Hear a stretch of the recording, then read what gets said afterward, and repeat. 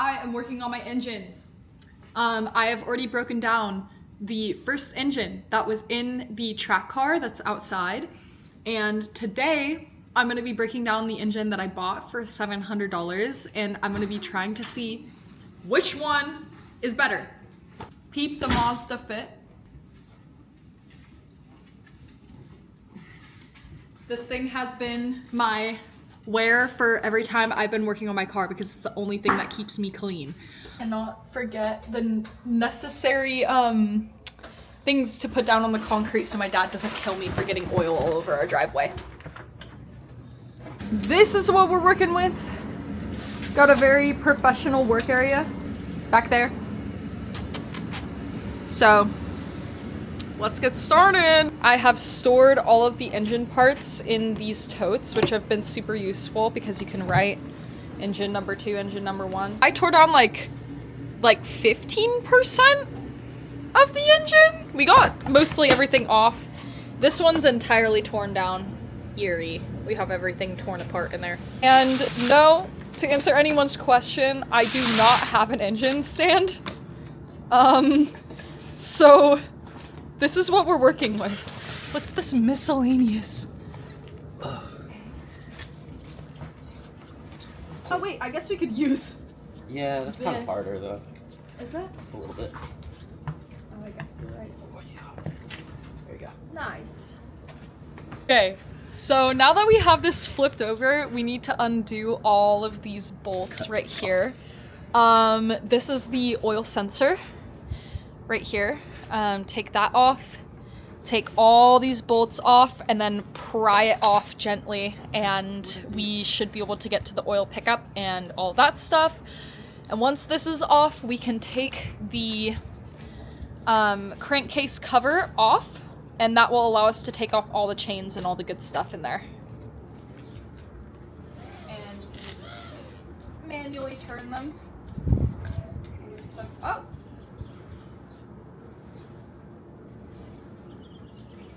What? Oh. First bolt? So the first bolt just totally freaking broke in half. This doesn't seem like it's gonna go very well because I already see 2 bolts down here that have snapped. I don't think that's ever happened to me before. Hold on. Oh my god, that one broke too. What? There's no freaking way. Okay, I'm not even making this up, okay? I can't make this up. Both of these bolts just broke. Okay, this did not happen the last time. This didn't happen on the other engines, so I'm kind of scared. Use this tool to take off all of the bolts on the last one, and nothing like that happened. So I'm gonna be real, I don't know if I'm royally screwed,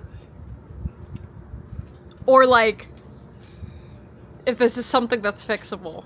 No, it's not. That was like that was actually, I don't know if this is like a bad omen or something, but like, oopsie!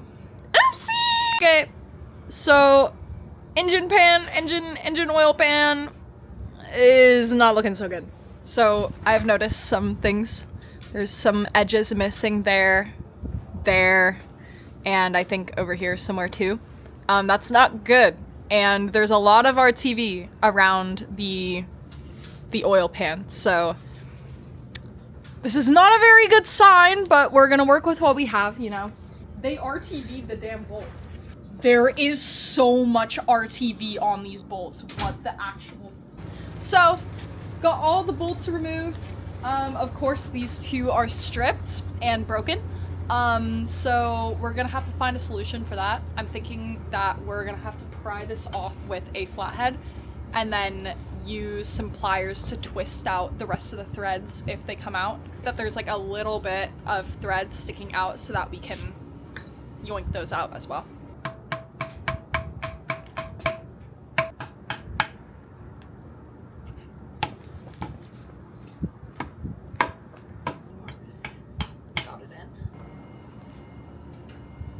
The amount of RTV on this oil pan is actually absurd. The reason it's still holding on is because of those bolts up there. I can tell because there's a lot of resistance. So I think that they're still threaded in. So either we rip it out, or we drill them out. Decided that we're just gonna rip it off, because, we ain't reusing this yeah, shit. I'm not reusing the oil pan at all, because I'm getting a, oil pan that will prevent oil starvation. Okay. Oil pan is off. There's some shrapnel in there. I'm assuming that that is our TV. The oil pickup has our TV on it. Wow. I wonder why. What the hell is this? It's inside the oil pan. You got your little dipstick. If you've ever wondered where an RX-7 dipstick is on the in the oil pan, it's right here. I never knew that. Yeah, I think I might have to top up my oil. It looks empty. The next step is these, and these are bigger.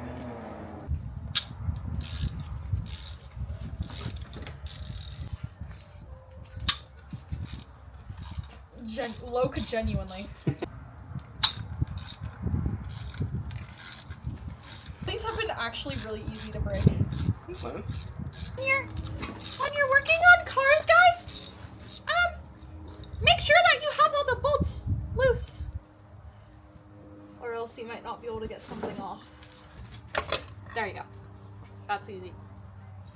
Okay, this is the crankcase cover. This is where the timing thingy goes, and it goes woo wee woo wee woo wee woo. The teeth on that look good. Backyard mechanics, y'all. We're making this happen. Cause, oh, never mind. Okay. Crankcase pulley. I'm gonna call this number 1. I think. Oh, lower crankcase pulley. Oh, what the hell? Okay, this washer has a key. I updated my look. The camera died.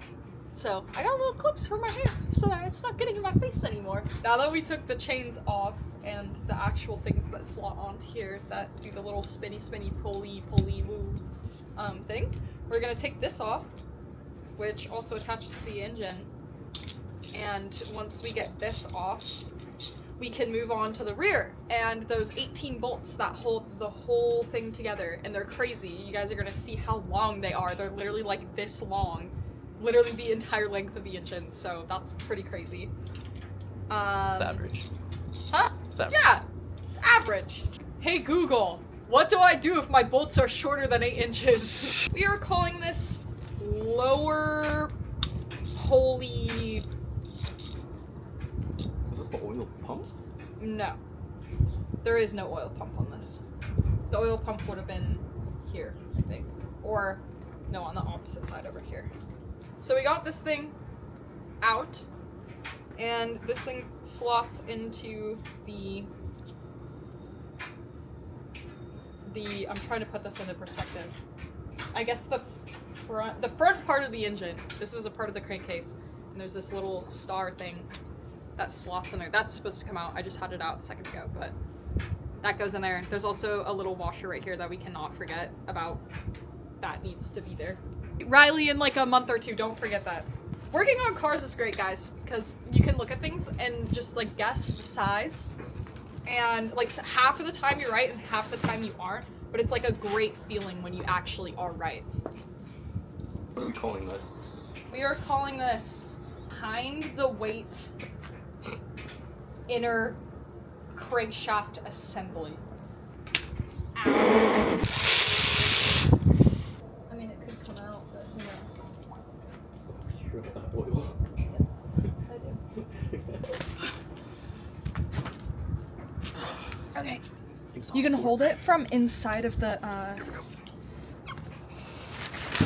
Nice, we did it.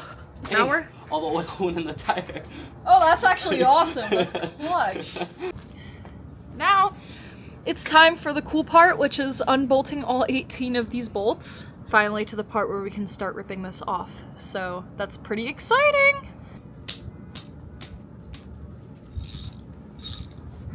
We got kicked out of the driveway, so now we're doing this in the dirt. Because, as you can see, it's leaking coolant a little bit. So, yeah, we got kicked out. The final bolt is coming out.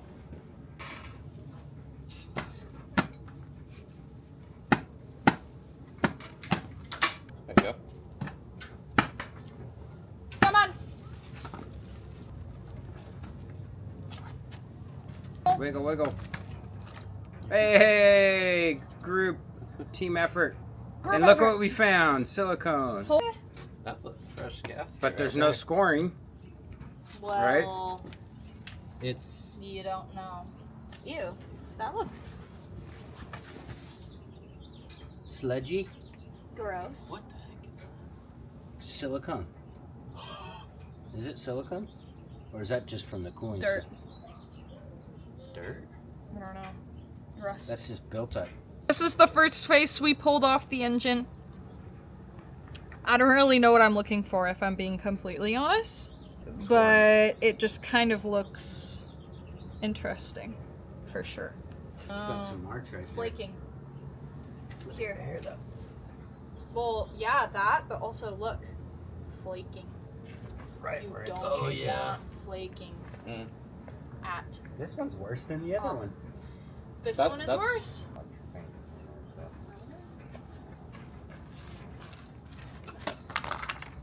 Oh, God. Yeah. Oh my god, literally every seal came out. This is bad. This housing is unusable. There we go. Hold it. Oh my god. Why are there seals? Oh my.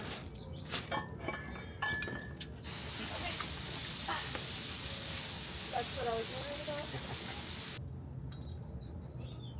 about. No! It's all good. Pick them all up and throw them in there like Legos. Okay, so actually less luck with this engine than the last one, which is interesting because both of them had different problems. The problem with the first engine is that there was just so much rust in these housings, and as you can see, there's not a lot of rust in these, which would make them a better candidate. But if you take a look inside of the engine, you can see that there are some scores and some chipping that has happened in the housings, which basically makes this engine completely unusable. This, you can tell that there is some scoring along here, like definitely right here. You can feel it with your finger. So that's not good either. Hopefully I can review these a little bit more after I've cleaned them off and just kind of tell whether or not these are going to be completely usable or completely unusable. The rotors seemed like okay at best, but we really won't know until I can do a full like double check on them. It's looking a lot less promising than the other engine actually was, which is crazy to me because I thought that the other engine was going to be the exact opposite. So this just goes to prove my point even further. Like, you really don't know what these engines have been through and what their condition is like until you actually pull them apart. I look absolutely insane right now. I have so much stuff on my face. But you know what? Honestly, I'm proud of myself because I really wanted to do this myself and like take everything apart and like dive into it and teach myself all that I could about how to take these apart and put them back together.